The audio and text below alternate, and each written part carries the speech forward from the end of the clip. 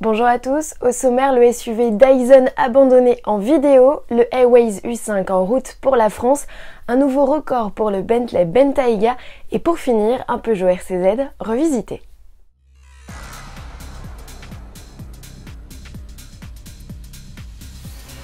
Depuis 2016, Dyson aspire à produire des voitures électriques, un SUV notamment, que nous ne verrons jamais, enfin si le projet a bel et bien été abandonné en 2019, le fabricant britannique de petits électroménagers vient de dévoiler photos et vidéos de son prototype.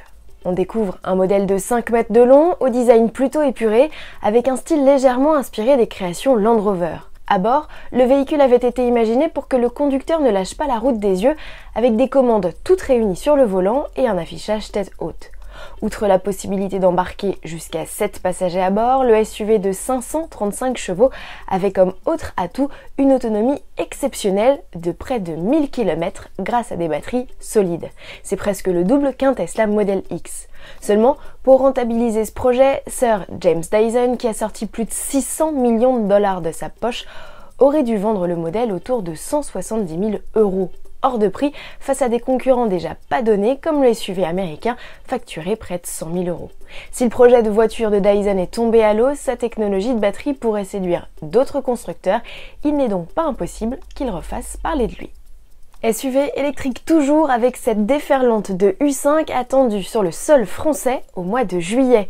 Le constructeur chinois Airways a en effet envoyé un cargo de 500 modèles en direction de la Corse. Les résidents et les touristes seront les premiers clients européens à pouvoir s'installer au volant du modèle qui sera proposé à la location via Hertz.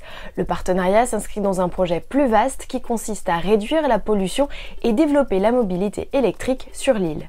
Le Airways U5 dans sa version européenne devait faire ses débuts en mars dernier au Salon de Genève. Pour mémoire, ce SUV familial, aussi grand qu'un Peugeot 5008 ou un Audi Q5, est animé par un moteur de 190 chevaux avec sa batterie de 63 kWh, il revendique une autonomie d'environ 400 km.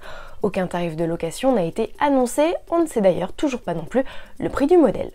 20 000, c'est le nombre de SUV Bentayga vendus par Bentley depuis le lancement en 2016.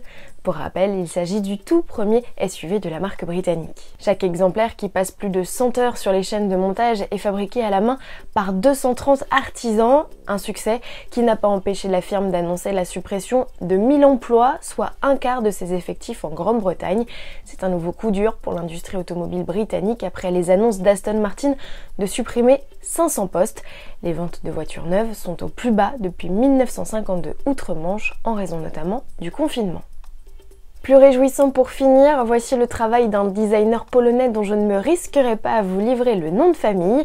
En tout cas, Piotr est un fervent admirateur du RCZ.